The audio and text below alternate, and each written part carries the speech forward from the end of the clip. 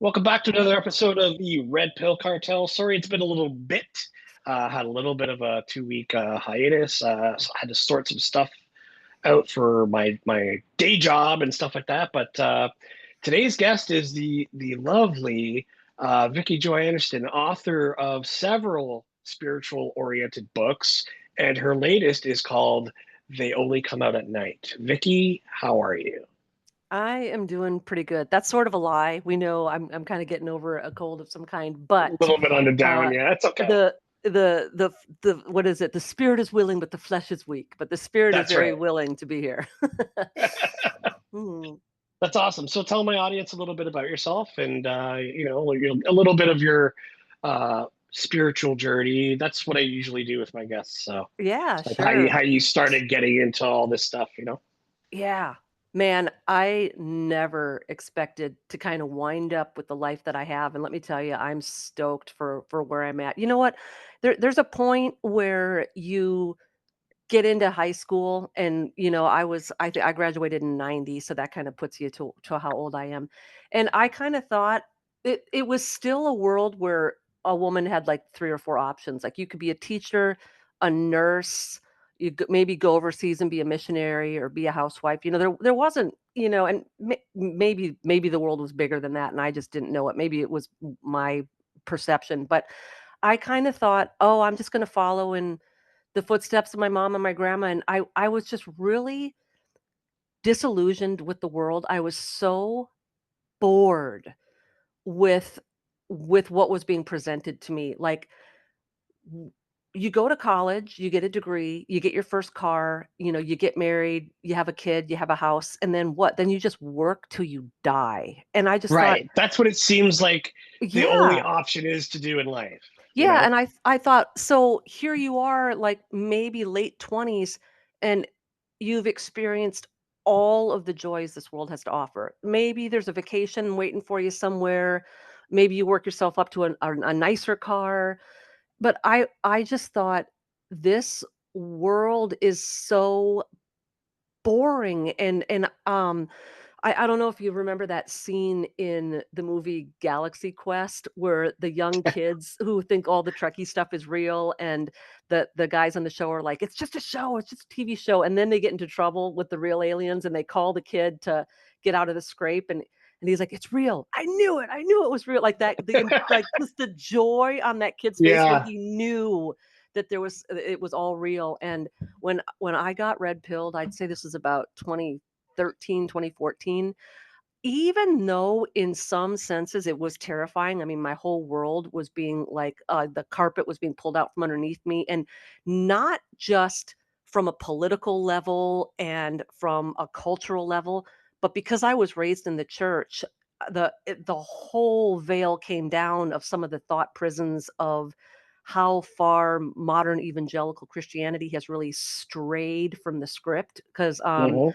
it really the I believe that if Paul or the apostles came to the United States and sat in on a Christian service, they would think that they were in a pagan temple, and I'm not saying that hyperbole, I'm not saying that to be, dramatic. I literally think that they would think, "Why are they synchronizing all this religion with the Baals?" Like, they would not understand. So it wasn't even just culturally and politically that I was red pilled, but, You oh, saw instantly you everything. saw the wolves in sheep's clothing. Everything, Yeah. man, and so it was happening at the same time that my mom had died, so I was already kinda going through a lot, like, psychologically and emotionally, so it was, like, a very scary, frightening time for me, but at the same time, it was that Galaxy Quest moment where I'm like, "I knew it. I knew The there was something fantasy more is real. than just a car, a job, and a kid." Like, I knew there was something more to it, and so, it took me a while to kind of bust out of the matrix. I had a middle management corporate job. And dude, I was making good money. I was making bank. I had it all, my everything was put together. I didn't have any debt. I had a couple cars. I had a sports car, and I could do whatever I wanted, and life was good. But now, I gave it all up, man. I like got out of that corporate job. It was killing me. It was stifling. It was, It's soul um, sucking. soul sucking. Yep. And I thought, I got one life to live. I want to live my dream. I've wanted to be a writer since I was 10 years old. And I was told my whole life, especially as a female and as a Christian, that you can write devotionals and you can write little encouraging, uplifting articles for women who are unhappy in their marriage or can't lose weight, or, you can write romance novels or whatnot. But I was like, no, I want to write fringe. I want to write fringe from a biblical philosophical perspective. I want to talk about the UFOs. I want to talk about, Area 51. I want to talk All the about, cool shit. all the cool stuff. And, All and the I, Art Bell, yeah, yeah. stuff. Yeah. And, even though I was raised in a Christian home, very Leave It to Beaver, very cliche, but hey, I had parents who loved each other. They were faithful to each other. It was a good, stable home, even though I personally had a lot of trauma and dysfunction because I just had, from the day I was born, I'm having surgeries and stuff. So I had a lot going on in my own life, and I think it was the dichotomy between the environment of perfection and Leave It to Beaverness that I was being raised in, but my own internal reality, that dichotomy between that really um helped me to kind of stay out of some of the thought prisons, even though I was sucked into a lot of it, just like we all were. But what was kind of cool, and this is funny, in the church, everybody wants your testimony to be, I was miserable and depressed, and then I found Jesus and I sang music, and you know what I mean? Like we all have to have that sort of a thing. Right. This was literally, I know that no one in the church is going to like this, but this is what happened to me. I'll never forget it. I was in 8th grade. My brother's 2 years older, so he's in high school now. I'm in junior high, he's in high school. And this was, like, probably 83, something like that, 84, maybe 85, something around there. I was, like, 13. And my brother had a Walkman that had a double headphone jack in it. You could plug 2 headsets into it, right? So you could, like, listen at the same that's time. like that's like state of the art, like Oh, next oh level. man. Yeah. Top of the line, this Walkman, this was no cheap, Target Walkman, right? Did they So have the orange foam? yes, yep, you got it. Oh man, every like 3 days you'd have to buy new ones because 'cause they'd break. Yeah. And there were all the masking tape on it. I will never forget this. I'm sorry, but it was a religious experience for me. I'm in 8th grade, and life is starting to get really difficult for me because 'cause I'm going to this little private school where all the Christian kids are supposed to be nice and loving, and, um, they were so mean. I was bullied, and this is, where you start thinking boys are cute, and I've got all these, like, stitches all over my face, and oh my gosh, it was Right, what a right. train wreck. So, Yeah, but here this I is am. this is what strengthens you Yes, now oh, though, right? dude, Yeah. crucible, Yeah. total crucible. I've So been through similar stuff like that. yeah. Not physically, but like different things that I got teased about, and it just like at the time it's completely traumatizing. Oh, it totally is, and I really think, um, I'm not one of these people that's disjointed from or nervous around or dislike the younger generations. I have a lot of millennial friends. I love Gen Z. I don't have any issues with that.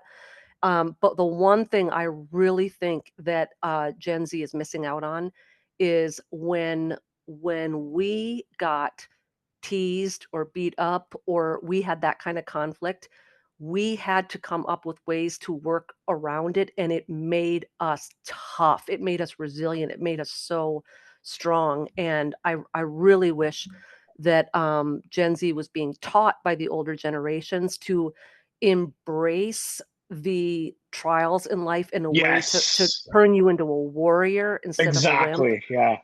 Yeah, because man, For me it was trying to make people laugh.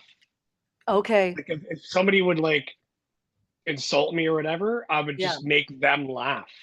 Mm. And then it'd be, oh shit, this guy's actually pretty cool, you know? I That was a far better approach than me. Mine was to develop the wit and the tongue of a razor blade so that people were scared to death to even talk to me, and Right. it worked, and the good news and the bad news is it worked. But the bad Hmm. news is you're not making any friends either because everyone's scared to death of, what's gonna come out of your Right. mouth. Yeah. So I was trying to work out what I'm learning in my little Christian school every day about love and accepting other people and all this stuff, with how mean everybody really was, and how you've got to be beautiful in order to, be accepted and all that. And so there was this total war going on in my mind between what I was being taught and told and what reality really was. And because no one in my class was really going through anything like that, um, I kind of felt like I I am not seeing the world through rose-colored glasses like everyone else is, and why doesn't anyone else see this? So I felt very alone. And so here I am in the car one night, and my brother unplugs my headphones from my headphones. I think I was probably listening to Striper. Christian rock band. Oh man, I love me my Striper in 8th grade. And he plugs my headphones into his double headphone jack. And it was a brand new album. It had just dropped that week, and someone in his high school had lent him the tape, right? And he sticks my headphone jack into his Walkman right before Damage Incorporated starts. Oh yeah. Last song on Master Puppets, right? I had never heard a guitar riff like that, or something that fast, or that raw, or that kind of like ugly. And I mean that in a good way, right?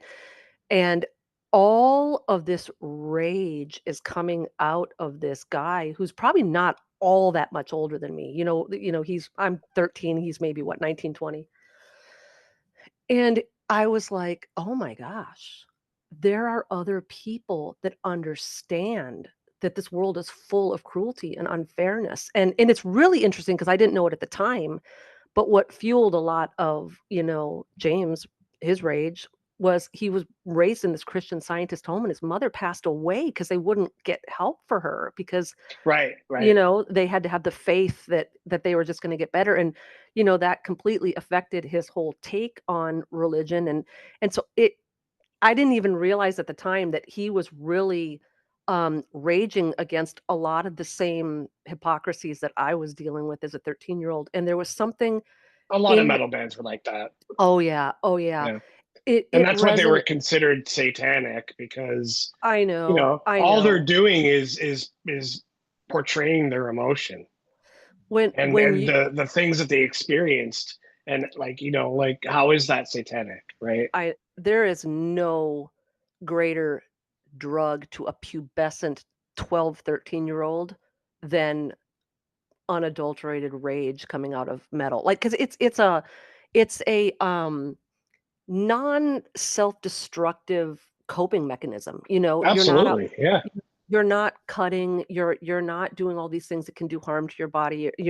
You're just venting this emotion that has no other place. Where else was I going to vent that? If you vent that at school or church or home, you get in trouble, you get grounded. And so to have just to know, okay, I'm not crazy. There are other people out there that see that the world isn't all roses and glitter and rainbows. And I needed to know that other people saw what I saw. And so this was kind of the landscape, this kind of smorgasbord of confusion that I had. I had all of this, truth and goodness and love and light and hope and joy being infused into me doctrinally, but I was being surrounded by people who weren't living it out, and I didn't have the life experience or the frontal lobe to really put the pieces together. And then I just thought all I have to look forward to is college and a merry-go-round of responsibility the rest of my life till I die. And it was just Well, it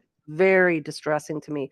So when I got red pilled, like I said, it was a very scary experience. I think But that's a common denominator for Oh, it everybody. it is. It's Yeah. it's like that scene in, Interview with the Vampire when the, Tom Cruise character bites the Brad Pitt character, Louis, and Louis going through that, like, transformation period, and he's kind of, like, screaming and yelling and whatever.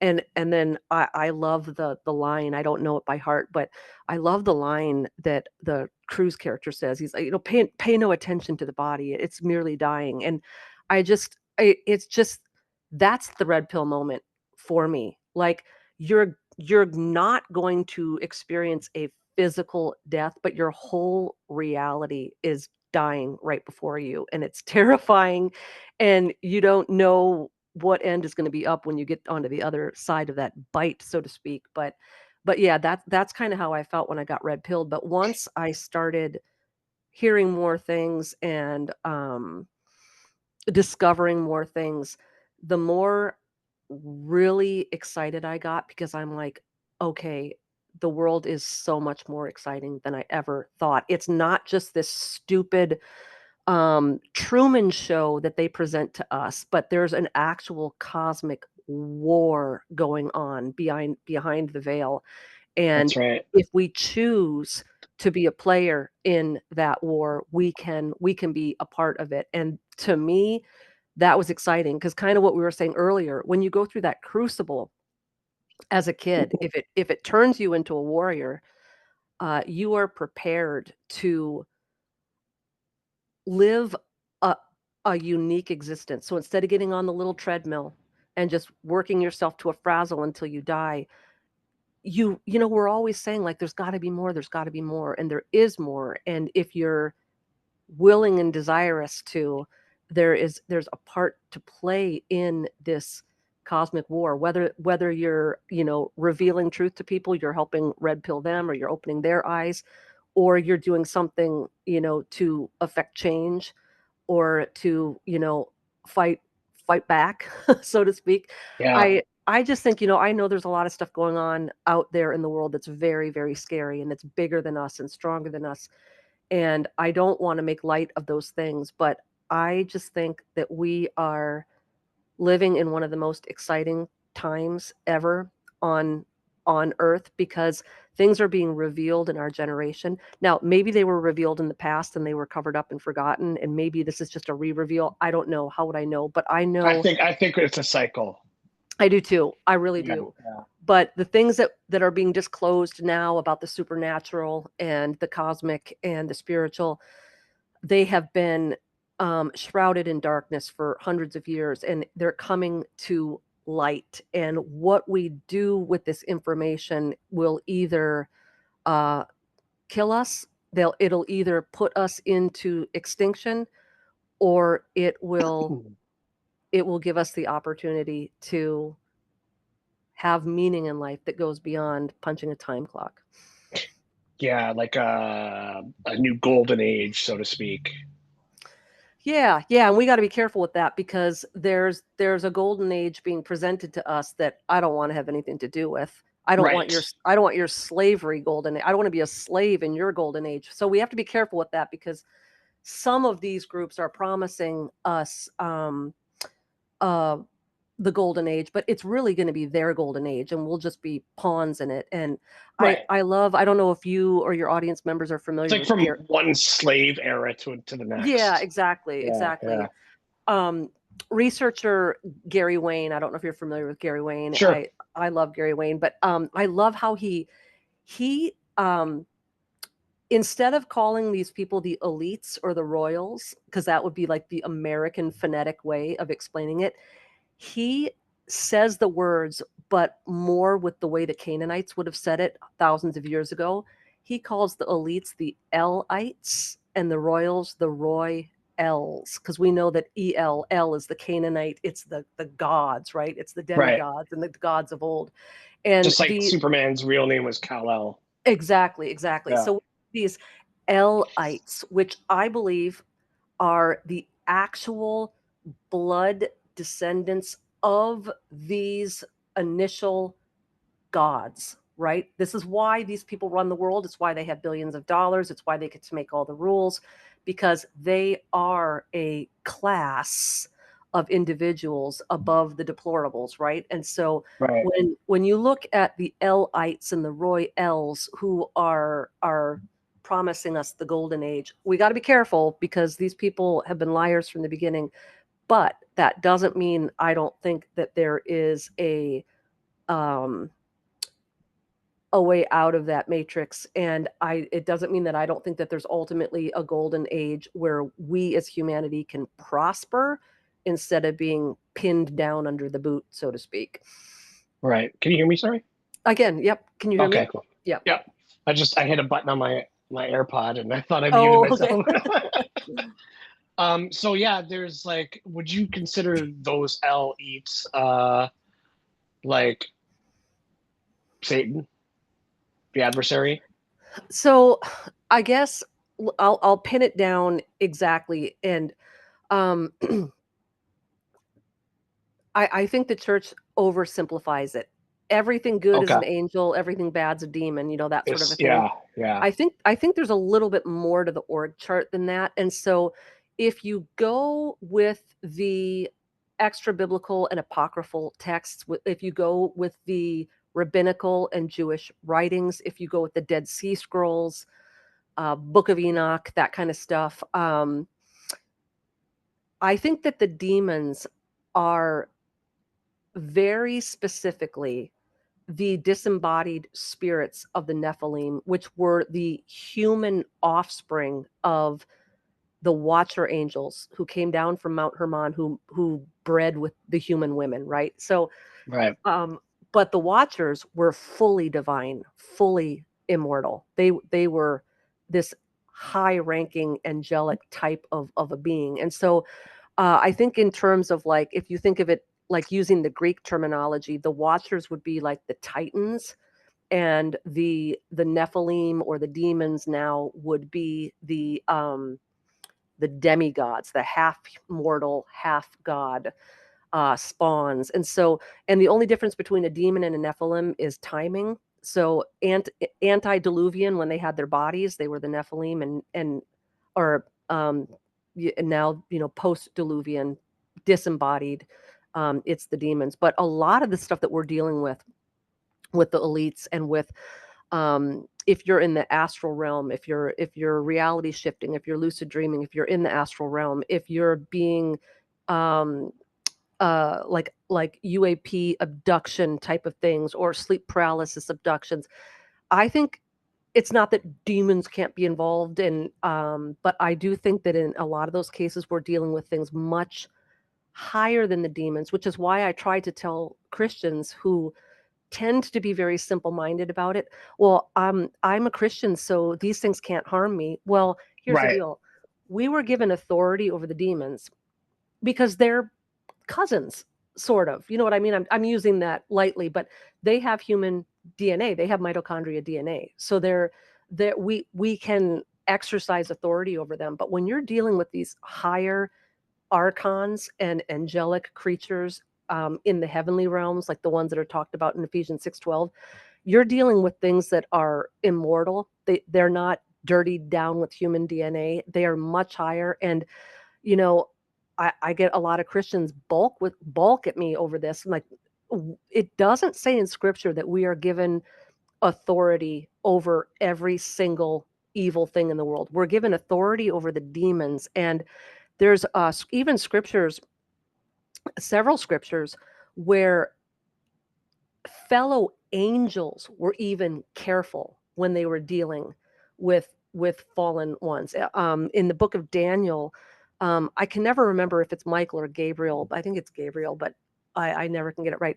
It took him 3 weeks to get to Daniel to answer his prayer because he was at war with the Prince of Persia.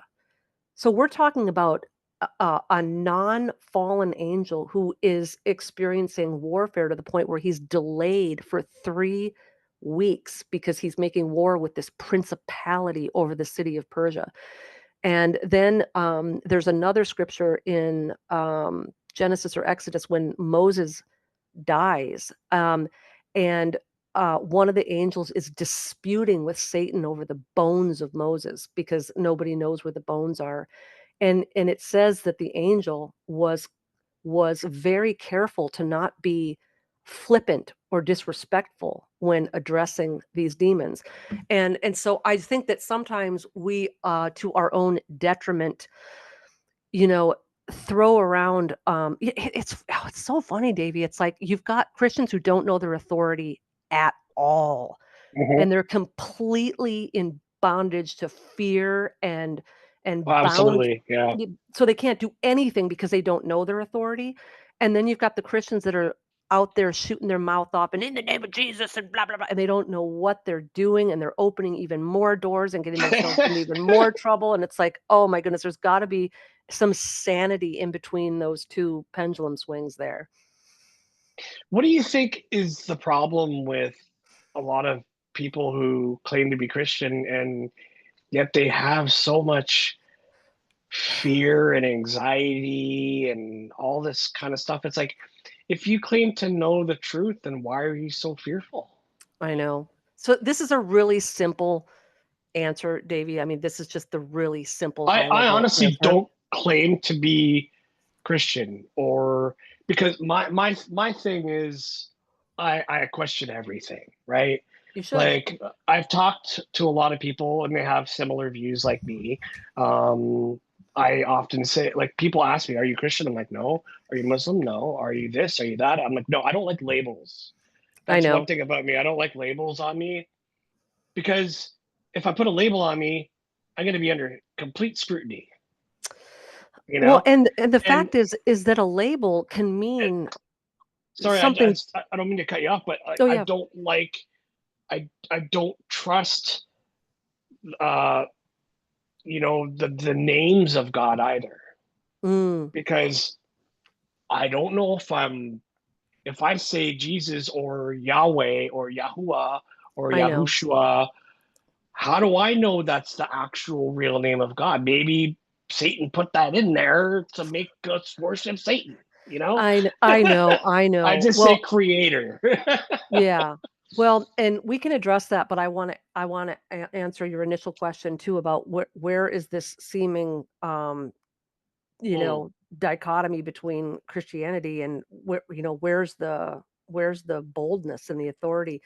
But I'll tell you also, I really appreciate a person who can say, "Hey, I'm not really ready to call myself a Christian or a believer at this point," because let me tell you something. There was a group of people in the New Testament, and they were called the Bereans, and they listened to Paul, they listened to his teaching, and then they basically said, "Okay, all right, that's cool." And then they went and they studied and they researched and they fact checked everything Paul said before they believed.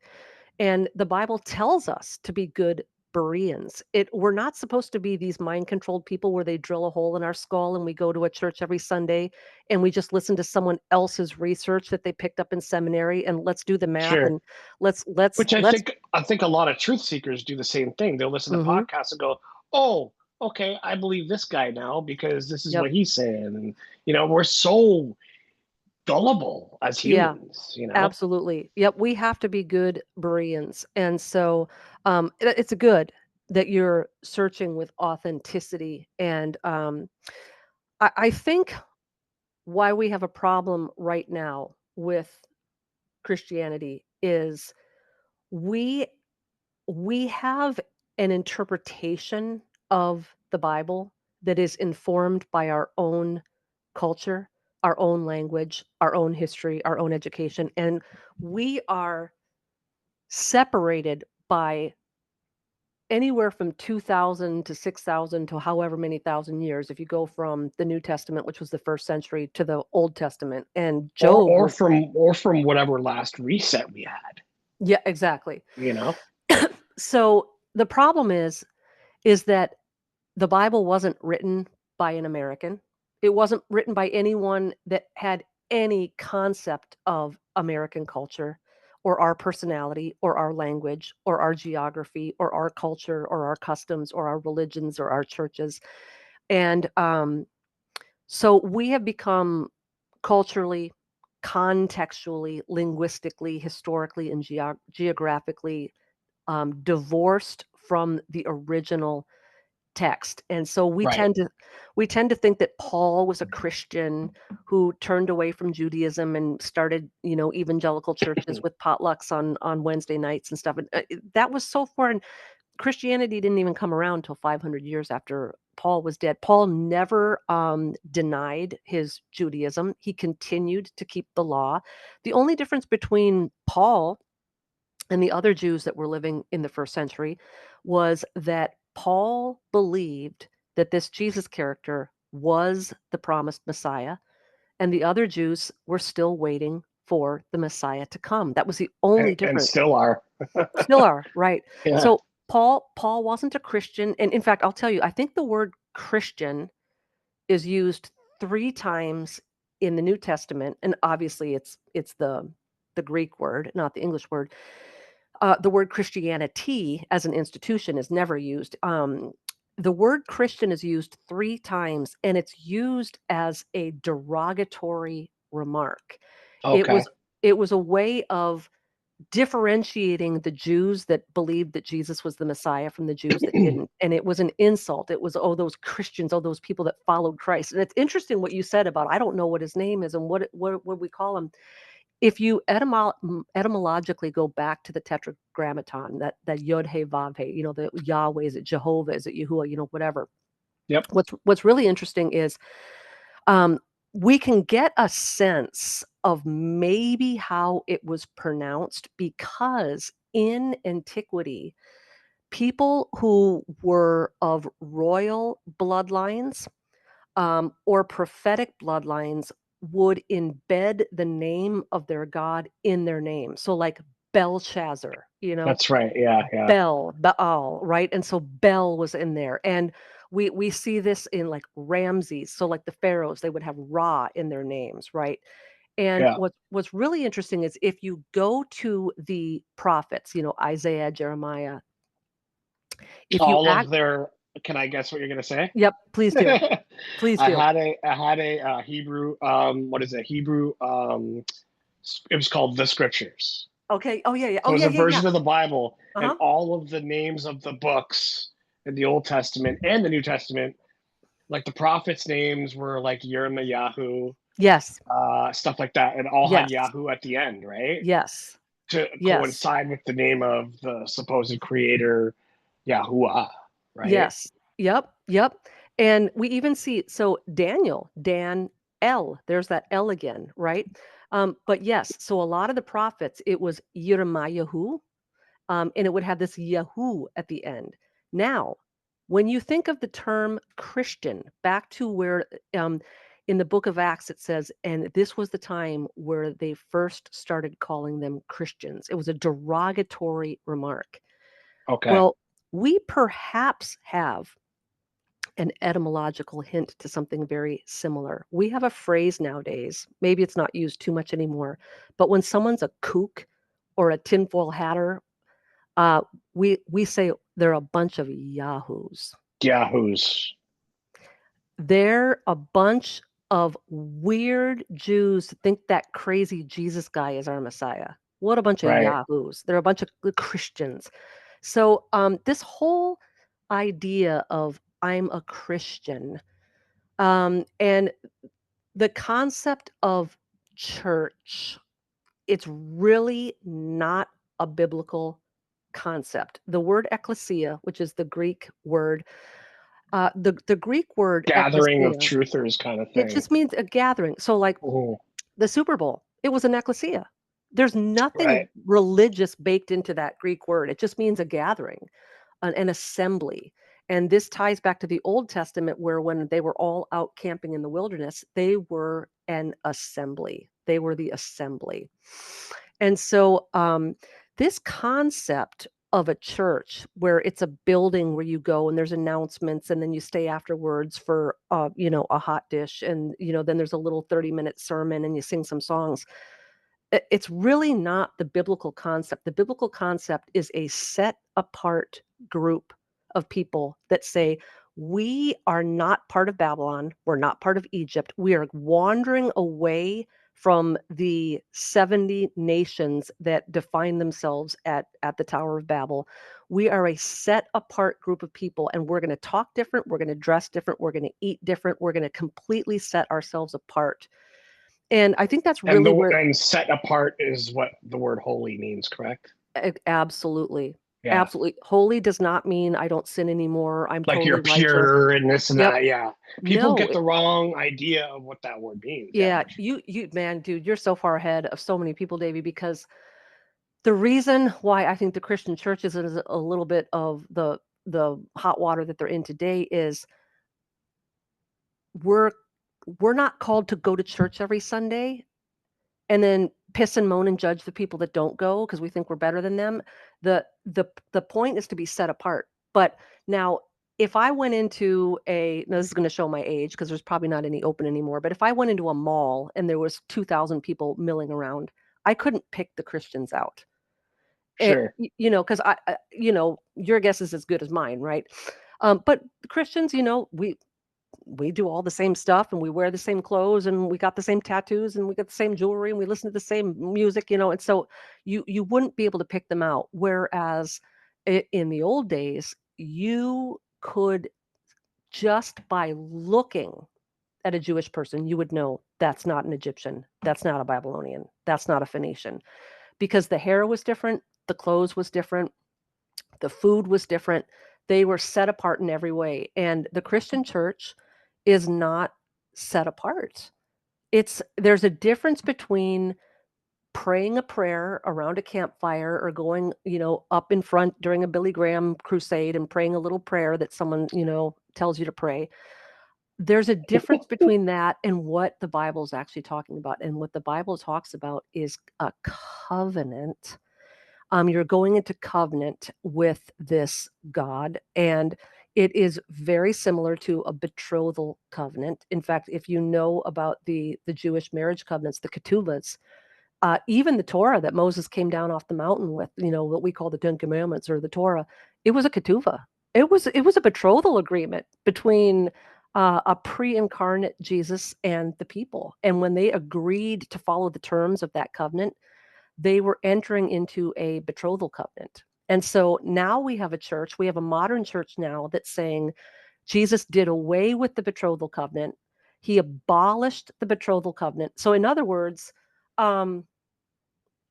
don't have a bridegroom anymore. You tore up the betrothal covenant. And this gets really sticky because then people are like, well, are you really telling me that, like, every time I have my period, I go to church and twist the head off a pigeon? Like, I mean, come on. I mean, there's a point where we have to just be rational here. The point isn't whether or not, we are, dipping branches in pigeon blood and, things like that. The point is that there's a difference between praying a prayer and being part of a social club where you decide not to swear anymore, I guess. It's entering into a covenant where you're set apart. And this is where I think the church has failed. It's kind of become a social gathering where everyone goes and gets their ears tickled and there's a nice little sermon and people sing and, they get their little rush of emotion for the week. There's not a lot of fear of God left. There's not a lot of, you know, taking the creeds and the covenants seriously anymore. So I don't think there's necessarily anything wrong with it, though. You know what I mean? Like going to church and this and that. no, no, no. Because I've been through my journey. I've been through, getting rebaptized and Sure. going deep into the Bible, researching the Bible, studying the Bible, memorizing scripture, going to the Hebrew roots movement and Mm-hmm. learning the true names of the creator, this and Yep. that, Yep. and only to find myself becoming super dogmatic Mm-hmm. and Yeah. super judgmental of my fellow human beings Yeah. to I the know. point where I had to get out and just I be know. like, I can't do this anymore. Yep. I feel like I've manipulated myself. Yeah. I conned myself and I had to get out of it. And then I had to be like, I don't know if this Yahuwah is actually God or not. And it Mm-hmm. just started making me ask more questions, Yes. you I know. I am right there with you, Davey. Everything you just said. I've been through it Listening too. listening to bands like Fear Factory, where he has lyrics like, um, how do they go again? Like he's praying to something that's not talking back to him. There's Mm, nothing there. It's all mm, within me. Like mm. there's a fear that's like shackling. Like I'm shackled in fear because I'm so scared of this thing that I can't see, you know? Like there's a Yeah. lot of stuff that I agree with there. And it's like, I don't Mhm. know. Like, I want to believe in something that created everything, Yeah. but I don't want to believe that he's going to throw you into hellfire for making mistakes, you know? Yeah. Well, it's interesting. There is a verse in the book of Jeremiah. I love the book of Jeremiah. Jeremiah 29:11. And everyone knows Jeremiah 29:11 because it's all makes it's a feel good verse. For I know the plans I have for you, declares the Lord, plans to prosper you and not to harm you, plans to give you hope into future. Like everybody wants that, right? Sure. And that verse was extremely comforting to me in a dark time my freshman year of college. Like I'd never heard that verse before, and a friend read it to me, and it was meaningful to me. But if you skip ahead 2 verses to Jeremiah 29:13, Probably it sa terrifying. it says, "You will seek me, and you will find me, if you seek me with your whole heart." And I think that's Right. where a lot of us as human beings fail. We get kind of within sights of the finished tape, but we can't quite get to that last 10%. We can get the 90% there. And the last 10% to close that gap is we have to seek him with our whole heart. And most of us, we don't give our whole heart to God. We give it to everything else. We're spread so thin. We've got, the dating relationship here or the family, and we've got the job, and we've got the hobbies, and we've got the gaming, and we've got the food, and we've got all this, like these distractions.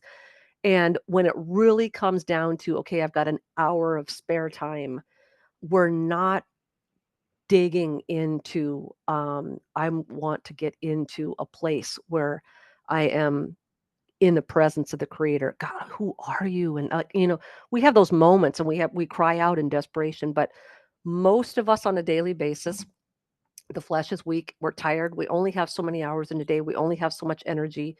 And because life demands so much of us, if we've got an hour or two of downtime, we want to take it. We want to take that nap, we want to game, we want to play the word game on the phone, we want to go to Yeah. YouTube. And so and I'm not Especially saying, these days. yeah, Yeah. and I'm not saying we can't ever do that. I'm not saying that to be a Christian means you don't ever, ever, ever have anything fun or to look forward to or food that tastes good. Or I'm not saying that. I'm not one of these people like we're the monks and we're gonna walk up and down, stone staircases on our knees until we bleed. God doesn't want that from us. So don't hear me saying that. But I do think that the point where some of the mind games that go through our head, the things where we're talking ourselves out of, like, you know what, he can't be found, he doesn't exist, or he's not a nice guy. Like, I think that to get past those, like, that's the level on the video games where the fireballs start getting thrown at you, and Right. it gets a little harder. And it gets there's points where it's just easier to kind of give up and just go with the flow. But I do think that it is possible, even though there's always going to be deception and confusion, there's always going to be things that we don't have fully figured out. We're going to have to take leaps of faith on certain things. um, but I do think that the key is that we find him. He is findable when we seek him with our whole heart. And that is where we fall short in the relationship, not him. He's there to be found, but he makes himself difficult to be found, Davy. And I don't mean that he's hiding himself from us, but what I mean is, um, think of it in terms of like a billionaire or an A-list celebrity or a rock star. Do you know how much harder it is for them to find true friends? Because Sure. everybody's after the money, the fame, the red carpets, and They so want to be a friend of a rock star or something. And then, yep. like, I was watching a movie last night with The Faculty. I don't know if you've seen that one. I have not, but someone just mentioned that one to me. Yeah, I've seen it like years ago when it first came out, but I we were talking about it on. I was gaming, and my friend talked to me about that movie, So yeah, I want to rewatch that. So I threw it on last night, and there's a part where this jock, he's like the quarterback in high school, right? Yeah, yeah, yeah. And he tells his, beautiful, popular girlfriend, he says, that's it. I want to quit the football team. She's like, what are you talking about? You got the big game tomorrow. He's like, I just don't want to be a part of it anymore. Everybody looks up to me like I'm this superstar, but I just want to be a regular person. And he said, Mm. I want to focus on studying. And she's like, oh wow, now all of a sudden you have a brain? You're a jock. Get over it, right? And Oh man. he's like, I thought you would have my back on this, you know? Mm, And she mm. didn't. And he really wanted to just not be this guy that everybody throws everything at him because they worship him. And he's like, I don't want to be that anymore, you know? Yeah. Yeah. Yeah, I think it's a good analogy. It's not that God's hiding from us or he doesn't like us or he's trying to make it difficult. But I think that he wants to save the best parts of him for the people that really, really want it. So these are the people that are going to strive to know the deeper things of God because everybody wants his help and we want our bailouts and we want our bills paid and we want the guy to ask us out and we want all that stuff. But when it comes to the long hours of sacrificing other things to get to know him and you're thinking about I think even his disciples, his 12 disciples, I think is a perfect like microcosm of the different relationships we can have with Jesus. So, you've got the Judas. Hey, you know what? I was all about you when I thought you were going to overthrow Rome and I was going to get a really lofty government position and like rule with an iron fist. But now when I find out you're going to die like a wimp and I'm getting nothing out of this, but probably getting martyred, I don't need you anymore. Right. So we've Right. got the Judas. And then we had the three that were kind of the inner circle. Peter, James, and John all kind of had this like special relationship with them, and there were things that Jesus did that only those three got to see. So they got to go up on the Mount of Transfiguration and see the Transfiguration. They got to go into the inner room with the girl who got raised from the dead. And John was the one that got to lay against Jesus at the Last Supper. And Peter and James and John got told things. Um, Things were revealed to them. And then you've got the majority of the people in the middle who followed him. They were faithful. They were good disciples. They were martyred. They're going to have honor in heaven, but they were just kind of, they weren't Judas, but they weren't Peter, James, and John, right? And so I think that that's a real microcosm of how it's going to be someday. There's going to be masses of people that loved him and followed him. And they did the bare minimum. They're going to be wedding guests. They're going to get in heaven. They're going to have a blast. They're not going to have any regrets. But then there's going to be the Peters, the James, and the Johns. And they might have a little bit of a different experience in eternity, And I always like to joke around like, Jesus isn't a socialist. He's not like every single person gets the blue ribbon. Like, I do think that to the point that we seek him and desire to be with him and value him and get to know him and spend time with him, um, if we have a deeper desire for a deeper intimacy, we don't just want the fire insurance. Well, hey, I don't want to go to hell. I do think that there will be people for eternity that will get more of him because I think that heaven, in a sense, is a realization of our heart's desire. And there's some people that just want to go to heaven and not go to hell, and they want to see mom and grandma again, and they want to walk streets of gold and eat good food, and nothing wrong with that.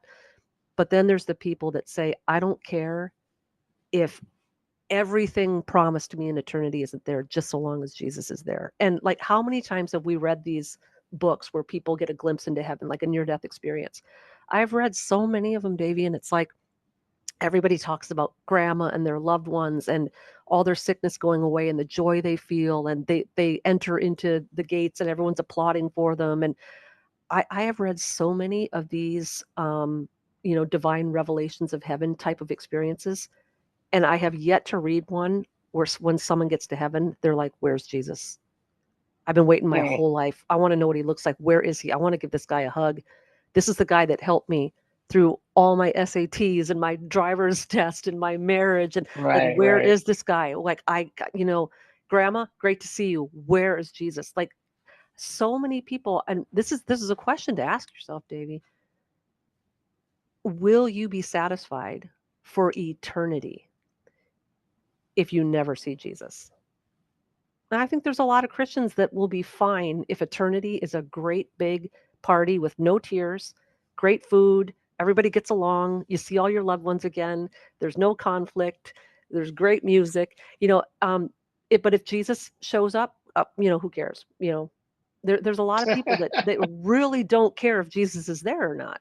And I think Right, that's right. that's the difference between, I think, the wedding guest experience and the bride experience. Because Revelation, it talks about the wedding guests and it talks about the bride. Well, those are two different people.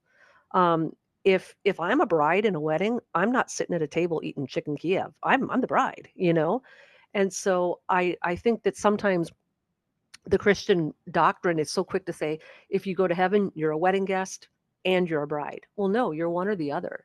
And nobody in that scenario is unhappy. Nobody's in hell. No one's in any pain. Everyone's going to be in bliss for eternity. You made it in through the gates. You got your little Boy Scout button, or whatever, right? But there's going to be a difference, I believe, between whether your eternal experience is a wedding guest uh, or you're actually the bride, and that goes It makes against. me it makes me think of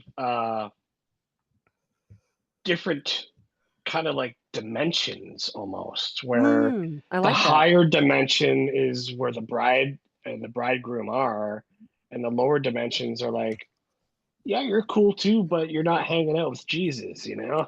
Yeah, I You know, know, but I you still know. get your experience of eternity, right? It absolutely, and I don't think that it's a punishment or it's a popularity contest, like Jesus picks the bride because those are his favorites. I think that a lot of that is determined by us. Jesus is Right. basically saying to us, "How much do you want me? How much do you want my presence? Because if you really, really want it for eternity, I will give it to you. If if you know, you believe in me and you love me and you believe in all this stuff and you're committed to it, but you know, you're really more interested in all this other stuff, then that's going to be your heaven. You can experience joy and the reuniting with everybody, and you can come into the city gates 3 times a year and celebrate the feasts, and you'll get to see me, and you'll for some people that's going to be enough. Right. So it's not. I love the verse But in scripture. then there's me questioning if Jesus is actually his name Yeah, and and all you that know what? stuff, or if this And is actually like, because like another thing that I have an issue with is when somebody says that you know, Jesus is the only way, right? mhm, Or like mhm, or like because other people in other parts of the world have their ways, right? With how they feel like they're going to enter nirvana or whatever, you know? mhm. And it's like I wouldn't want to take away from them and say, look, like you're going to hell if you don't believe in Jesus. You know what I mean? Like that's an issue for me because I just feel like everybody has their like for me it's the golden rule that sums up all the 10 commandments, and that's to treat other people how you want to be treated, Mm. right? That to me that's like enough for me. I feel like that's how we should be living, and everything else is complicating things. But Yeah. to go Well, deeper you have to research, right? yeah. Yep. So I think this is where this kind of goes back again to the confusion of this invention of Christianity, this invention of religions where we set up different rules in different cultures, and where we get into trouble when we start creating cultural social clubs around our understanding of reality is then it looks like the Christians have the truth and the Right. Christians have this Messiah. And the fact is, the Messiah doesn't belong to Christianity. Um,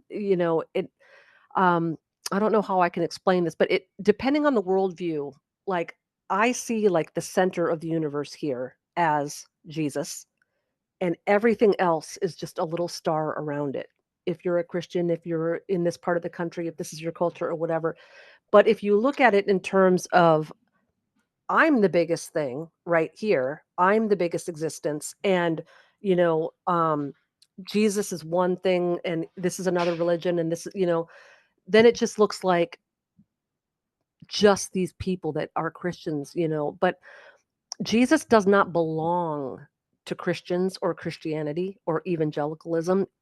This is the guy that created the world, and he made the rules, and he wants everybody. And we're all in these thought prisons. This is the whole point of being red pilled. We're all in these thought prisons where we have made religion a fractal piece of reality.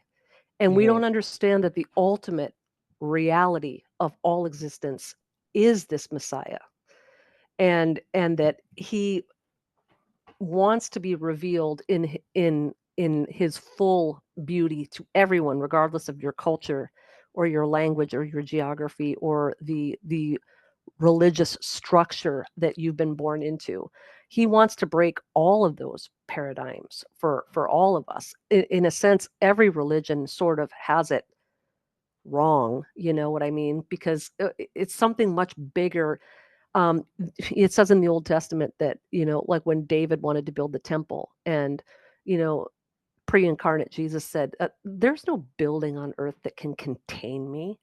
And Right. there's no church, there's no religion, there's no culture or language that can contain him. He's the all reality, and we have shrunk him down to the size of our individual cultures and our individual church buildings and places of worship, and we've stuck him in our little boxes. And there is no culture, language, or religion that can contain him.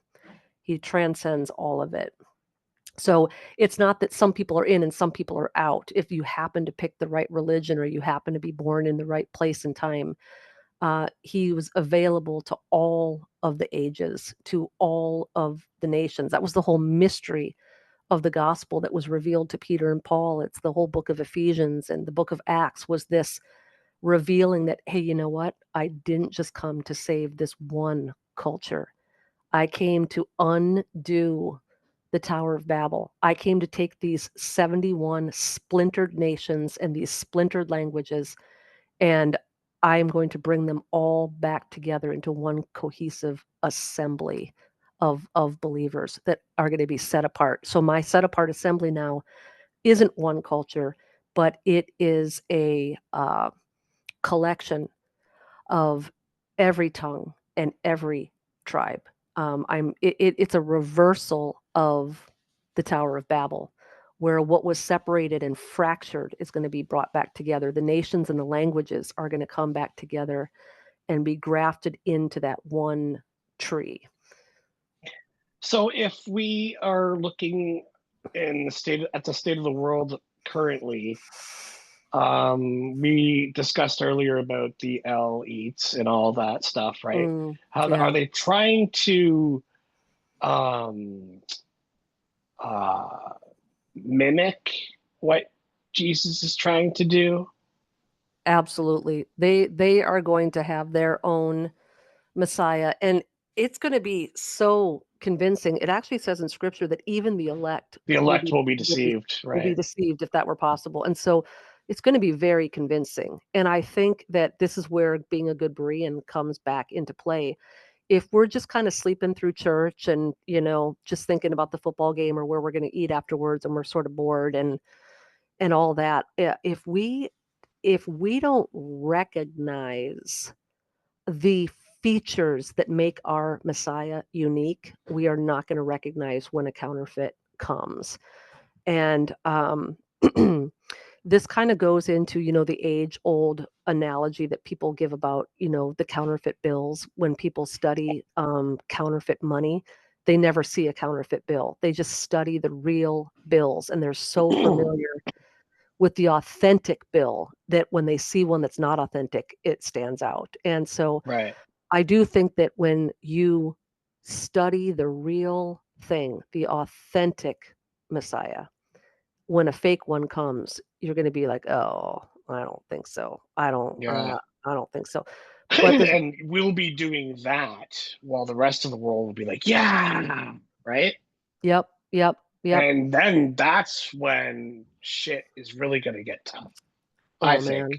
Yeah. because everybody's going, yeah, and they're looking at you like, what are you, what? You're not excited about this? Yeah, it's like are You you know? crazy? We all like there's And no more. again, I'm going to go back to that movie I watched, The Faculty, where it was literally like a take on Invasion of the Body Snatchers. Oh, okay, okay. I saw I don't know that. if you're okay. Yeah, So, yeah, yeah. everybody's like on board. They're all reborn from their pod and they're all united. And when they spot somebody that doesn't agree with them, they're like, yeah, right? Yeah, I feel like that's what's going to happen in a sense. I know. No, I And think you're like, you right. got to run or you're going to die, Yeah. right? Yeah, we're gonna be nuts. It's like this guy's gonna come. It's not gonna be Attack of the Killer Tomatoes. It's gonna be peace, peace, safety, safety. People are Yes, yes. we're gonna be prospering. Our bills are paid. We're gonna be out of debt. We're all, cancer's cured. Everybody's How can you healthy. not worship this guy that just did all Yeah, this for us, yeah. right? He's gonna Yeah. be handsome and tall and good looking and gregarious and mesmerizing, and everyone's gonna love him. And people are gonna be like, "How can you not like this guy? Like, are you nuts?" Like, so Yeah. yeah, I think we're gonna stick out like sore thumbs, and and Right. if people don't want to comply to the golden, and I mean, I've even heard L-ites say this. I have even heard, I believe, it was Prince Charles at one of those like climate summits a few years ago. He said 100% compliance is required for this agenda, and I think Mm. that he was talking about some of the stuff that happened in the last few years. In other words, you don't have your constitutional free will rights anymore. We need 100% compliance, because we know, even from um, we hear these statistics all the time, like if even 5% of people would have gone against this agenda, the whole thing would have fallen apart. You don't even need 50, 60, 70%. And so if there's even 3% of the global population that says, "Whoa, this is nuts. I know what this is." If they need 100% compliance, because if there is a resistance, um, they're not gonna they're not gonna succeed. And so they've got to get rid of that resistance one way or the other. And I mean, we've already seen how far these madmen are willing to go Willing to when, go, right? yeah. Hmm. Do you think the Neuralink and stuff like that has anything to do with this? Absolutely. Yeah. Absolutely. I think that's part of the singularity, the transhumanism agenda, the whole The augmented invasion of the body reality. snatchers. It is. Yeah. We're getting to that point where man and machine meld. We're not even going to know where one starts and one ends pretty soon. That's where they're headed. And I think it's important to remain human, because interestingly, in the book of Hebrews, it talks about Jesus, that the reason why he is able to save us and mediate for us for eternity is because he is going to act as a high priest.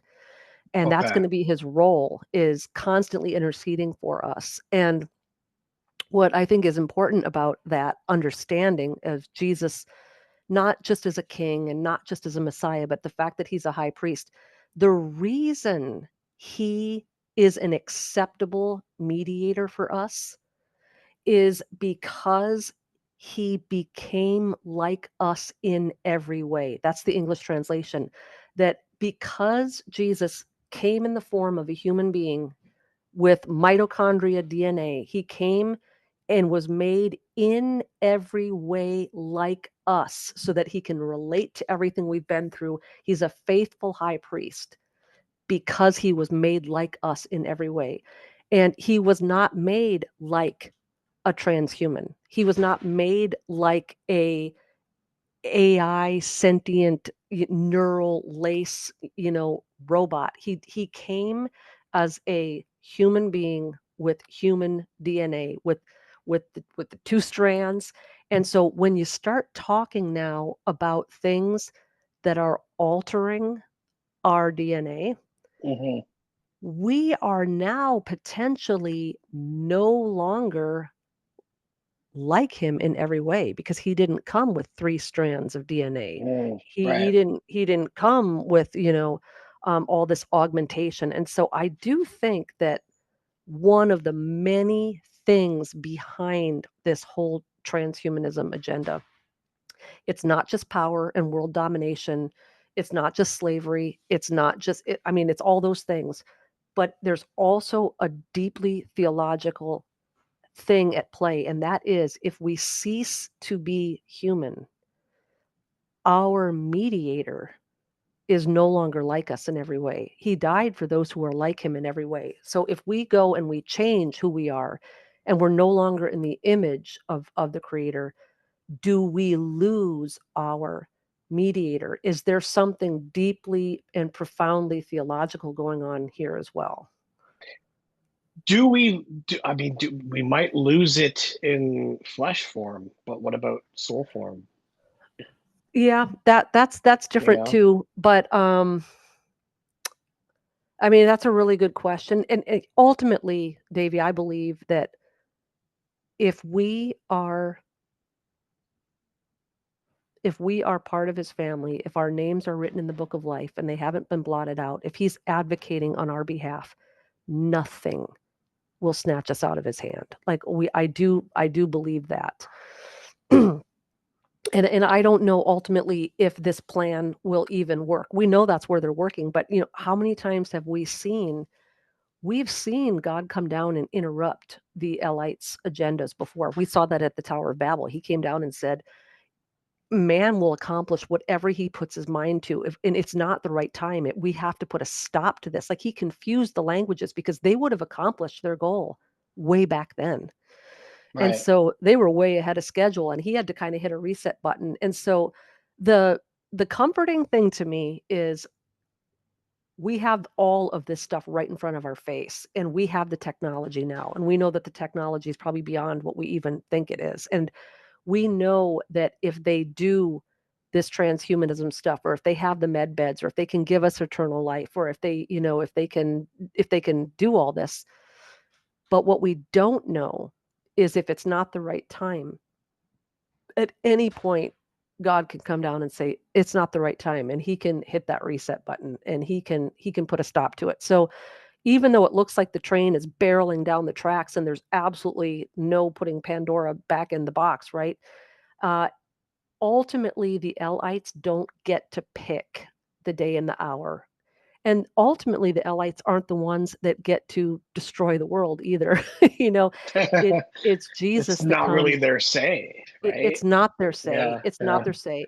And what's funny is when They don't own what we live on, right? they do not. It's not their As inheritance. far as they make it seem to us that they do, Yep. they really don't. No, it's stolen. This is our inheritance. This was Earth Right. was made for man, and man in the mankind sense, right? This is our inheritance, not yours, and they're usurping it from us. And unfortunately, they've got us bound in so many covenants and legalities, and we're signing over all of our rights at birth, on the birth certificates, and we're signing away our rights to this place. And so in a sense, they legally do have the right to do what they're doing. But I also think that we can legally get out of it if Mm, we would seek to do it. But that's the thing, we have to what is required, it's a two-step process. It's not simply rebelling against their authority. It's then putting ourselves back under the authority and the covenant of the creator, which that's a totally different thing. Everybody wants to be out from under slavery, but not everybody wants to then be, in submission to something else. And this is what the Jews went through yeah, in that's the leaving thing. Egypt. It feels like that's another question I have. It's like, okay, so I'm a slave here right now. to my job, my government, all that stuff, is me giving away my soul to this creator, another form of slavery, right? And it does talk about that in the Bible. It says to be a slave to God, right? Hmm. Doulos. Like why is there always this slave thing? You're very astute. You're very astute. No, because Hmm. this is the thing. When the Hebrews were freed from the slavery of Egypt, they were out from underneath the thumb of the Pharaoh. But in a sense, they weren't free. They were being told every single day in the wilderness what to do, what to eat, how to cook their food. This is the dimensions of the temple. This is what you're going to make your coat out of. Like, I mean, they weren't free in the sense that now you can do whatever you want. And I heard someone say recently, and I liked it because I'm a word nerd. They said that Is there a true freedom? this is what I'm saying. There's a difference between freedom and liberty. Hmm. Okay. Now, freedom is this um, occult law of do what thou wilt, do whatever you Right. want. That's freedom. Do whatever you want. But we know that if you do whatever you want, like let's say you're in a marriage, if you do You could whatever like you want, morals go out the window yeah, if if you that's do the whatever you case. want. Yeah. So liberty is a different type of a freedom. That means that within the confines of law and reason, you're free to do whatever you want. So Which is there's a fine with me, yeah, really. there's a fence around it. There's a fence around it, Yeah, right? yeah, yeah. But this Just like in idea, any relationship, you have to have some sort of boundary, right? absolutely. If you look at the very first lie in the garden, and it's the same lie being told now. It's the age-old ascension doctrine. We're going to become higher vibrational, eternal beings. We're going to ascend to godhood. It was the very first lie. You can be as a god. And that's really what we struggle with. Well, like, I don't want to be enslaved by my government. I don't want to be enslaved by my system, this system. But then if I turn to religion, now I'm being enslaved by a God who tells me I can't drink, smoke, and go to rock concerts. You know what I mean? And so Yeah, yeah. that's I don't why want to be a that god lie. either. It's too much fucking responsibility. Well, I know that's the thing, but that's why the enemy only has one lie. And it is a lie. You can have freedom to do whatever you want. No consequences, no. And the fact is that does not exist. And so now we come down to a choice, not of am I accountable to something higher or am I not? What it comes down to is, do I want to be a slave master to a pharaoh that wants to beat me and make me build bricks all day? Or do I want to be submissive to a master who loves me and cares about me and died for Right. me and has prepared a place for me that I want to go? He's got a way out of this matrix. That's the thing with Jesus. You can look at all of these other gods and these demigods and these angels, and you can look at all of the religions. The one thing that Jesus offers that no other religion or El-ite or royal or angel can offer us is he offers us a way out of the matrix. Everybody else just hits a reset button and sticks us in a new gaming level where we think we're in something new, but you're just in another level of the same game. Right. Right. There's no way out. You're still stuck in it. And when Jesus comes back, he is ultimately going to he's ultimately going to get us out of the matrix. And I don't think any other God or Messiah has the ability to do that but him. Yeah. One of the questions that I was asked to ask you was, do you apparently there's this new fad that the 1,000 years of peace and the millennial reign has already happened. Mm, Do you subscribe to that at all? well, if it's already happened, it sucked.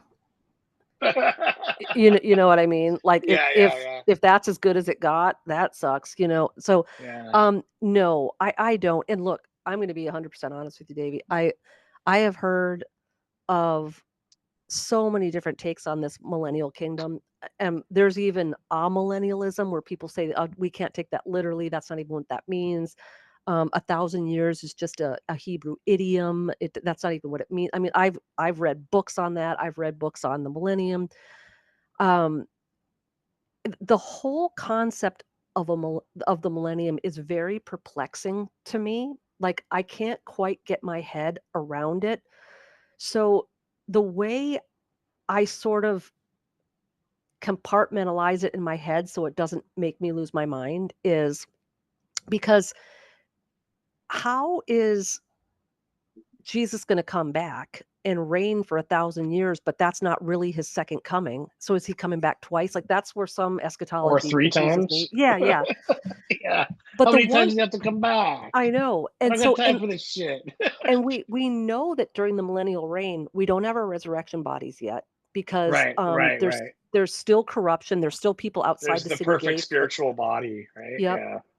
So I think maybe what appeals to me about the millennium, if I'm understanding it correctly, and I might not be, um, is we never experienced what living on earth in these bodies could be like under a perfect rule. Okay, so we're Mm. still fallen, but only Adam and Eve knew what that felt like before everything went to crap, right? And so we know, even just from what we've been going through for the last 50 years, like with our government systems, there's always corruption, there's always black ops, there's always this shadow stuff going on, and our money's being stolen from us, and we're, we are under this corrupt system.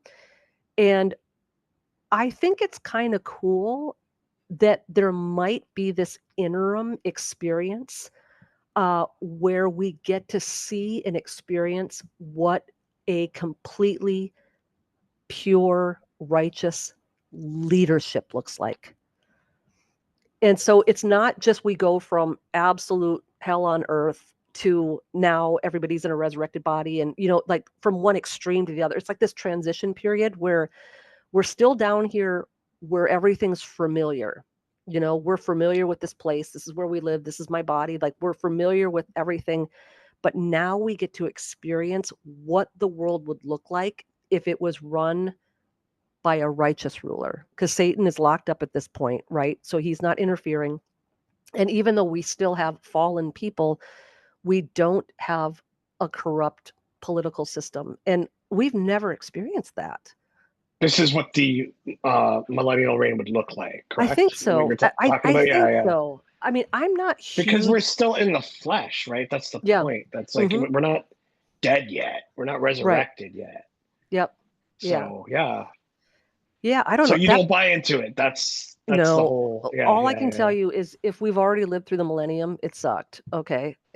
You know, um, Yeah.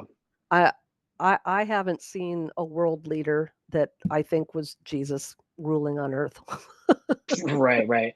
Shout out to my man down under, Drew Misson from Missing the Oh, Point. I yeah, don't know if yeah, yeah, that was his yeah. question. Yeah, Oh, yeah. yeah, thanks, Drew. Oh, yeah, I love Drew. I haven't talked to Yeah, him in, like, a Drew's year. awesome. Catalyst Jones from White Rabbit. Oh my gosh, what did he ask? Oh, do you still experience night terrors? Okay, that's a great question. I I And sort we of could went talk a little bit about your book after too, yeah, sure. before we So, wrap up, I kind of. kinda went in phases of freedom, where the traditional sleep paralysis where you're waking up and you're getting held down, like, that stuff all went away, I'd say 8 to 10 years ago. I don't get that anymore. But then I kinda had this intermediary where I would have dream within a dream sleep paralysis, which is not as scary, but you're asleep and you're dreaming that you're having sleep paralysis, but you're kinda watching it happen. And it's a little off-putting, but it is not as scary or draining. And so then that kinda went away, and, then I had a massive breakthrough in 2022. Uh But I still was having all of the astral dreams where all night long I'm being dragged all over the place and the geo-hopping and all the testing and getting offered all of the covenant offerings, like the wine and the bread, and kind of feeling like you're being put to all these tests and everything, and you wake up exhausted, and it was just getting I I don't know. I don't wanna be overly dramatic, but I don't know if I've ever had a normal healthy, just good, restful night's sleep until December of last year. So Really? what ended up happening, and this is crazy, because again, the Christians aren't going to like this because everything has to be, I went to church and this Bible verse, and like, no, I mean, sometimes the Lord works through weird things with me, like Metallica albums, and and so what happened this time, I'm sorry, this isn't, the kind of thing you can get up in front of a church and say, but at the end of December, it was December 30th, I will never forget it. I went and saw Nosferatu, Oh, the new one? the new one. I want to see It, that. and I will tell you, if you've had sleep paralysis your whole life, and especially if you've had any sort of incubus or spirit spouse type of things I've had since succubus. since childhood, it was almost a mockery. It was, I don't think I've ever been triggered. Like when people say I was triggered, I'm like, yeah, whatever. But I literally watching this movie, I was I had visceral reactions through the whole thing. There were points where I felt mocked. There were points where I had aha Hmm. moments. There were points where I was like had tears streaming down. There were several points where I had to like look away. I didn't even want to watch Like he's it. kind of making fun of people who have that Mhm. experience. Yeah, Mhm. okay. Flat out laying out this experience. And so I came home and I was like, I and They've been doing that a lot lately, eh? oh yeah, they don't even hide it Mocking anymore. mocking truth seekers and all that Yep. stuff. Yeah, Yep. I came home from this movie and I was conflicted too, Davey, because part of me was like, as a Christian, should I have even gone to that movie? Like, did I just make the Holy Spirit watch that movie? I mean, there were some really erotic, like blatant parts, and I mean, it was sure. dark. It was so dark, and I'm a so huge horror fan.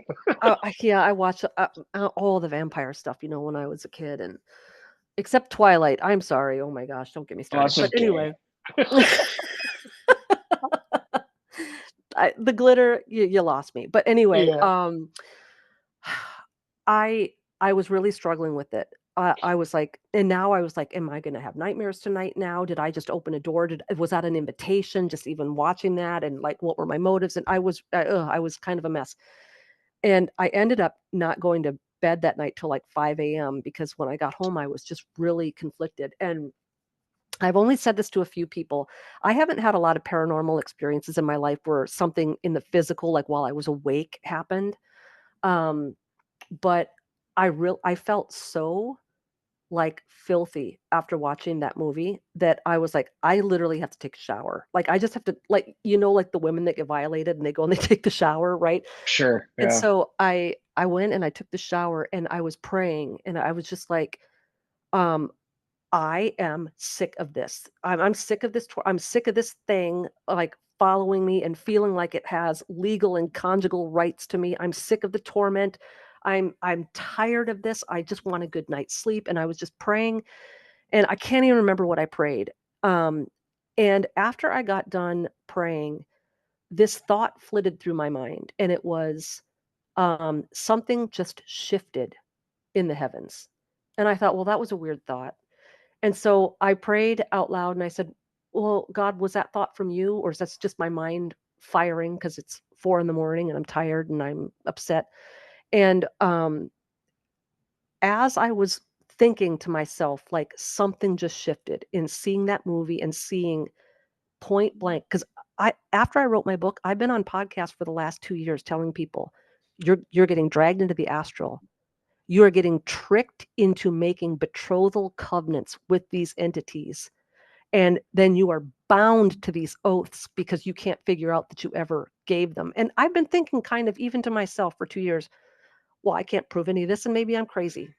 Maybe I've just read too many books and seen too many vampire movies. And when I saw that movie, it was like, nope, that's exactly what's happening because it's all there. And I'm going to be doing some shows coming up, and I'm going to be having Judd Burton on and things like that. We're going to really be pulling apart Nosferatu and really revealing some of this stuff with the Solomonari and like the Enochian languages and all the stuff, the astral realm, the Wild. liminal spaces. We're going to tear this thing to shreds. But I will tell you that after I prayed that prayer and I said, well, Father, was that really you? Did something shift? Did something happen in the heavenly? Like, did something change? Did a door finally close? And I looked down, and the water that was pooling in the bottom of the shower was almost like mud color. And believe me, I wasn't that dirty. Okay. I mean, I wasn't rolling Right, around in right. mud puddle. And Yeah. I just felt like, because that kind of stuff doesn't usually happen to me. And I felt like it was almost like this visual metaphor for something just filthy washed off of me. And I was kind of freaked out to go to bed that night because I thought I was going to get attacked. And that night I came up with a whole different way of praying before I went to bed. And I've been praying that. And not only have I not had anything since December 30th, but I have had real dreams for the first time in my life. And they're amazing. Like, I'll have dreams and it'll only be a few people instead of crowds of people. And they're people that I know in real life. It's people that I know and love in real life. It's friends. And I've had dreams where I'm just in the living room with my friends and we're just laughing. And I've had the first night, that night when I was afraid I would have the sleep paralysis, I dreamt that I was going through this dark alley and I was all alone and I was lost. And so it was like kind of the typical, astral dream. You're alone, you're lost, no one comes to help you. And all of a sudden, a couple of my friends showed up and said, "No, Vicky, this place is closed. Come with us." And they led me to this other place. And we went into this room, and the room was full of all of my family and friends. And they were sitting around like on couches and stuff. And they all took turns for the rest of the night. They all had their Bibles open and they were reading scripture to me. That Huh. was my dream. I've never had an experience like that. My dreams are always just so. All that to say, in answer to your question, as of 12:30, I have learned a new way to pray. I think I have finally shook off the covenants and the oaths of that that Orlock that kind of had Hmm. his Hmm. hand on me, right? Don't And say think, say you did, you know? yeah. Yeah, so it took a long time, and let me tell you, after I saw that movie and I put several new puzzle pieces together, I didn't say anything about it online. I didn't write an article about it. I didn't tell anybody I'd seen the movie. Within a 5-day period, I had about 4 or 5 women write to me, email me, "Hey, I just saw you on a podcast," and they laid out the whole spirit spouse situation that they're stuck in, and they're like, "I think I'm crazy. How could I ever tell my pastor this? How could I tell my husband this? I'm nuts. Is this real?" And I was able to minister to them like, "I've gone through this. I've just gone through this. I've learned this," and I've been able to tell them how I've been praying. And I've been talking to these women, for the last few weeks since December 30th. And it's so cool to have these women come out of the woodwork who've been tormented their whole life saying, are you are are you for real? This is really happens to other people. I'm not the only one. I'm not crazy. I'm not schizophrenic. I don't have to be on Yeah. meds. Yeah, And yeah. I think they overplayed their hand, Davey. This Nosferatu. I mean, I know it's been around since 1922 and since before then because they based it so much on Stoker stuff. But they overplayed their hand with this one. At least with the silent film, you had to kind of figure out, is that what they mean by that? Is that what just happened? And Hmm. they so overplayed their hand by outlining it so perfectly in this movie that they have now given me a cipher, and I'm going to be able to now. I'm going to do a series on my YouTube, and I'm going to have some people on of caliber like Dr. Jeb Burton, and we're going to decipher that whole movie, and we're going to show men and women, this is how you get into these covenants and this is how you get out of them. And we're going to rip the masks off these things. And I think people are going to find freedom from this. God, I believe God's using you big time. Uh, Nosferatu was made for a reason, whether they wanted to scare people or have people such as yourself who are being used by God to minister to other people and expose them. That's what I think. Yeah. You know, like Absolutely everything's incredible how everything's much they gave just away. happening more and more through the times that we're living in. Yes. To everything's we're living in the apocalypse. They're revealing, so they're revealing themselves. Yep. Uh, Yep. and as a matter of fact, them revealing themselves, they're destroying themselves. Well, they are because, this is the thing with narcissists, of which the enemy is. Um, he's overplaying his hand. He's getting cocky. It's a tortoise in the hare. I Right. can take a nap here because this stinking tortoise is never gonna, like, these dumb deplorables are never gonna catch on to me. They think they have this so in the bag that they're just giving it all away now. And what they don't realize is if you overplay your hand, and too many of us get red pilled, and too many of us come into our calling as fearless warriors, and we know how to wield the sword, and we know how to use the shield. We will overcome the darkness. The gates of hell will not prevail. We were given that promise by Jesus, and he stated that right at the foot of Mount Hermon, looking at Pan's grotto, right in front of the gates of hell. He said the gates of hell will not prevail against the profession of faith that I am the Messiah. And I will ultimately come back, and I will win the scepter of planet Earth. I will take it from your hand. And we're waiting for that day, but they're overplaying their hand. And I'm telling you, people are going to get freed from these covenants. They're going to figure out what happened. They're going to be empowered. They're going to come into their status. They're going to know their authority. They're going to become warriors. And I think they're going to take down this darkness. I love that. I do too.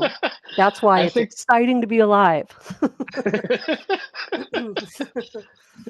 I think that would be a good way to wrap it up, but I kind of still want to keep going. I know, man. I know, man. Well, look, I'll tell you, it's probably not going to start happening till March. I found the script of Nosferatu online, the whole script, and I've been going through it page by Like page. And the new one or the the new one, original? the new Okay. one. Yep. And I can only do, 20, 30 pages a day because it's so dark and it is so triggering that it's not the kind of thing that you can put your nose to for too long. I'm almost done. I'm taking extensive notes on it. I'm pulling out every bit of symbology that I can, everything. And that's eventually going to turn into a podcast series and maybe even a book. We will see. I'm kind of working on that. But um, I tell you, what the enemy means for evil, God can work for good. And there's also that verse in Romans. Absolutely. Yeah. Yeah. So it's like, I went to this movie. It freaked me out. I felt mocked. I felt triggered. But it turned into the um, knowledge that I needed to help other people. Because I'm like, okay, now I know that Yourself and others. Yeah. yeah, now I Yeah. know that all of this stuff that I just had in my mind that I thought, okay, the Holy Spirit told me this or whatever. What I've been talking about ever since I published the book, chapter 4, it talks about the threshold covenants and the astral vampires. And it's one of those things where when I wrote it, I knew that I knew, but it's not like you can go out and find peer-reviewed articles on astral spirit spouses and betrothal covenants and whatever. But when I saw the Mhm. movie, I was like, vindication. Yep. You just proved to me that that's exactly what's going on. And now that I know that I know, um, now I know how to break those covenants off. And every single person I can tell, I'm gonna blow the whistle, man. Yeah, for sure. No, that's amazing. When I first started, getting into the Bible and stuff like that, I found out about L.A. Marzulli, Hmm. but I also heard him previously on Coast to Coast. And Sure. I had a friend, a very close friend, who was helping me, like a little bit of a guide, right? Hmm. And she was down in Arizona. She personally knew LA. How did you uh, become acquainted with LA Marzulli? Yeah, this is just crazy. Which is going to lead me into another question after this. Yeah, this just shows what a cool guy he is, but it also just shows how he has that sixth sense, right? So I had never like formally met him, but I was going to a lot of conferences between like 2015, 16, and now. And he was just at a lot of the conferences. So he would have a book table, and after we were kind of at a lot of the same places, you'd catch each other's eyes and smile or whatever, but I never really had spoken to him. And in 2019, I was at a conference and I had this book proposal for They Only Come Out at Night, that hadn't been written yet. And I wasn't even looking for a publisher. I was kind of just looking, I was going to self publish it, but I was just kind of going to hand this book proposal out to a few people who maybe they'd write an endorsement for the back cover, or maybe that they could, offer me some mentorship or something. I don't really even know what I was asking for, but I handed it out to 8 people, and I didn't want to give one to LA because I didn't know him, and this was just not in my character to run up to someone I barely know and, like, Sure, sure. self-promote myself. Like, it was just very that's I'm an introvert, and that's just so out of character for me, and I knew that I was supposed to give one to LA, but I also was very intimidated and I didn't want to, and I was very afraid that I was gonna wimp out, and I actually had a few friends specifically praying that when I went to that conference, I wouldn't wimp out and that I would give one to LA, because a lot of the one of these book proposals that I was giving out, I was giving it out to just safe people who probably couldn't help me, but I felt comfortable approaching them. So we got to the hotel and my dad and I were out, unloading our suitcases from the car, and LA and Dr. Michael Lake came out of the hotel, and we know Dr. Lake, so Dr. Lake came over to talk to my dad. So as they were talking, I kind of like looked at LA, and he looked at me, and he just gave me the warmest smile, like we had known each other forever, and he smiled, and there was just something in that look where all of my fear dissipated, and I felt like that was the Lord saying, like, "He's approachable. You don't have to be Sure. scared." And I'm like, "Okay." And now I didn't have the thing with me at that point. So the next day I went up to his table and I was nervous. And I kind of cracked a joke and broke the ice, and I handed him this thing. And I mean, I walked away just feeling like just an idiot. Like, I mean, it was so out of my comfort zone. And I don't know how long it was. It was probably 3, 4 months. And I was up at the cabin for the weekend, and we didn't have Wi-Fi up there, so my phone hadn't been on for 3 or 4 days. So we got into town and stopped in a restaurant, and so I turned on my phone to check my messages, and there's a voicemail with an area code from Beverly Hills, and I'm like, "What?" Like, I don't know anybody from Beverly Hills. What's going on? So I had no idea who it was. And here it's a voicemail from LA saying, "Hey, I just read your book proposal and I want to talk to you." And he didn't give anything away in that voicemail. So I mean, I thought what it probably was going to be is the nice guy routine, like, "Hey, I read this. Good luck to you. I just want to encourage you. I'm going to pray with you. Like, good luck, that sort of a thing." So, Right. oh my Turns gosh. out it was better than expected. So, oh my gosh, Davey, I call him on Monday and my heart is pounding. I felt like I was in high school, like ready to like ask a guy out on the Sadie Hawkins. Like Sure. I was just like, oh my gosh, I can't believe I'm calling. Like this is like so he answered and we were kind of just shooting the breeze, and all of a sudden he's like, "Well, I'm just gonna get straight to the point. I'm gonna publish your book." I'm like, what? It was the most surreal, weird ABC school special moment in my life. I was like, "Did I just hear that?" And I just remember wishing I could tell my mom because my mom had passed away at that time, and I remember being super excited for, like, 20 minutes after that, and then it was like, "Oh, no, now I have to write this book." And then it was Got some work to instantly, do now. oh my gosh, what if I can't write it? What if it sucks? What if he reads it and says, I changed my mind, this stinks? Like, oh my gosh, it was like a war in my head for like the next year. But yeah, that it was so crazy. Like it was so if anybody gets anything out of that, um, push yourself out of your comfort zone, guys. Like you never know. You just you don't know until you ask. Like you never know. It's the same thing with me, Vicky. Like I never thought I could have certain guests on my show Sure, yeah. until I just said, without fear, just take a shot. Take a shot in the Yeah, dark. If they bite, they bite. The worst thing they can do is either ignore you or say no, that's right. you That's know? right. And And that be makes you tactful stronger. about it too. Like be like, Yeah. hey, I think we can have a good time on my show and Mm. hey, why don't you come on down, Yeah, And yeah. then it happens and it's like sweet. I know, man. And then it only gets easier. It only gets easier. So That's yeah, it. Yeah. yeah, push yourself out of the comfort zone, guys. Like, yeah, because you never know. That was one of the most surreal moments of my life. Because I'll tell you, I wanted to be a writer since I was 10 years old. I had a fifth grade teacher who encouraged me, and I remember we made little yearbooks that year, and we just took our school pictures and like made black and white Xerox copies of them, and we like made our own yearbook out of paper, right? And you had to put on there what you wanted to be when you grew up. And I was 10 years old and I said I wanted to be a writer. And I did. I knew at 10 years old that's what I wanted to do. And so here I was, 2019. I don't know how old I was. I was probably 40 something at the time, late 40s. And this was amazing. The book got published.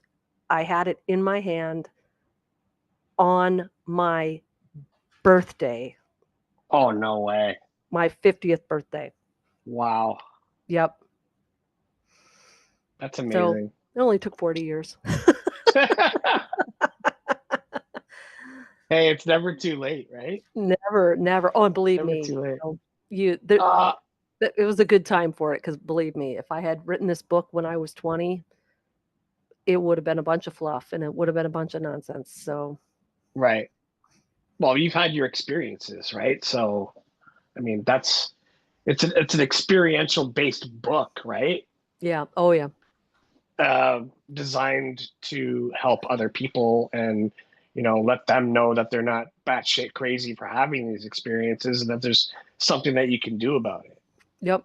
Absolutely. So, I it was brought to my attention, I think a couple days ago. Um, there was a video with LA and somebody else. I don't know. I don't remember who it was, but somebody posted this video. I think it was in a Telegram chat or a group chat or something, saying that Nephilim found in Gaza or something. Have you heard anything Oh about that? no, and I see his stuff every day on Instagram. But no, I didn't see that. That's interesting. But And the person who posted it was saying, I totally don't remember who it was. I would shout them out, but they're saying, oh, here it is. They're using this to justify this now, right? mm, What are I'm your gonna try. whole thoughts on the state of Israel and Oh things like gosh. that? If you have an opinion on it, or do you not want to get into that right now? Because it could probably go deep, right? It's one of those things where I'm not ashamed to say what I think, but I don't have a standard answer. Like I don't have a black and white answer. Like this is what side I'm on. I bought the foam finger. It's so complicated that it would be by the time I laid the foundation to even answer, people would be bored and sick of me. So Well, I just think some of it's it. part of the whole fake Messiah thing, right? I know it. I think a lot of what we're seeing everywhere is theater. And, oh, I've got so many opinions on it, you know what I mean? I think given the hour and where my brain is with being sick and stuff, I think that I would only start to babble. And it's not that I'm ashamed or scared to talk about it. It's just that it would take me so long to lay my little tinfoil hat foundation before I could even answer the question that I would lose people.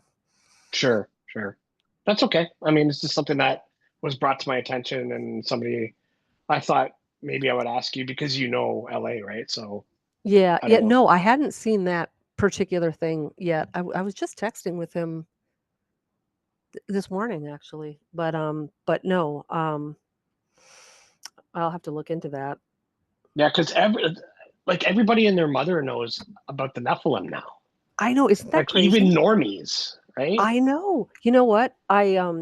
Maybe once every 3 years, I decide to be a girl and I grow my nails out really long and I get them painted and I feel pretty for, a month. But this was maybe last year. I was getting my nails done and I was in this like podunk hinterlands rural little city at this nail salon, and it was a young guy. He was probably like in his early 20s, and he was originally from Vietnam, and he just starts talking about all this tinfoil hat stuff, and I'm like, "What?" Like, and he was I love totally that. into it, and he had seen all the podcasts. He's probably watched your podcast, and he starts talking about the Book of Enoch, and he starts talking about the Nephilim, and I'm sitting there, with my going, I am in the middle of nowhere in 2024 having a conversation with someone from another country who's talking about the Nephilim like we are just talking about the nightly news. Like Or the Super Bowl.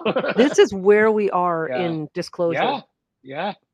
Yeah, It's wild time. it's crazy, man. Even the people I work with, like they talk about it too. I know, isn't it And crazy? 3 years ago, no, Yeah, you know? But since COVID happened, just like Nosferatu, they overplayed their hand. they did. They did.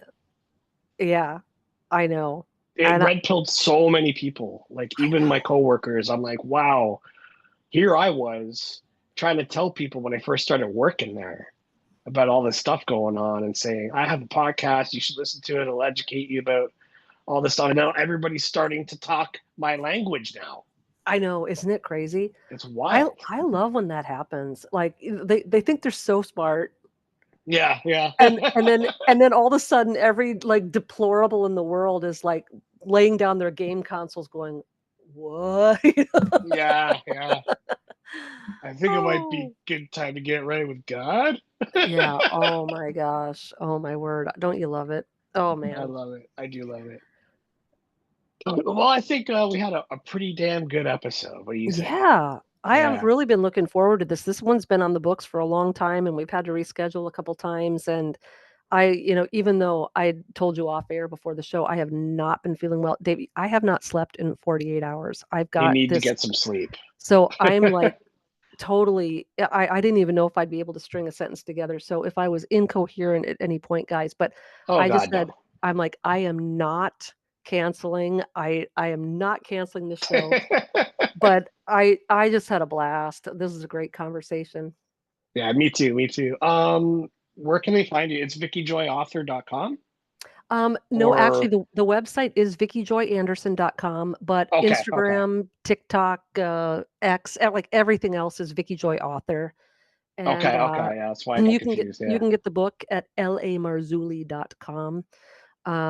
They only come out at night, exposing the dark weapon of sleep paralysis. So, and if you go on my website, you can contact me. My email address is on there, and I've got all my socials. All my links are on there if you go to the I'm just contact gonna put page. your website on there, just an all-in-one stop shop, Yep, yep, Yeah, yep. it's easier that way. There's a media tab. Every podcast pretty much I've been on is there to listen to for free. And Cool. look, if you're not a reader or you don't got the money, like I'm not here to sell books. I'm here to get the information out. I'm here to help people get set free. And if you listen to a whole bunch of podcasts I've been on, I talk ad nauseum about the sleep paralysis topic, and you're going to get everything and more that's in the book. So just go to my website, click on the media tab, and you'll get everything you need. I love it. I love it. Thank you so much for coming on, and we'll keep in touch and Awesome. I hope probably so. have you on again. I would love that. I would love that. Thanks to the audience for listening. It's been a great conversation. Awesome. Okay. God bless you, Vicky, and we'll see you soon. You too. Bye bye. Bye.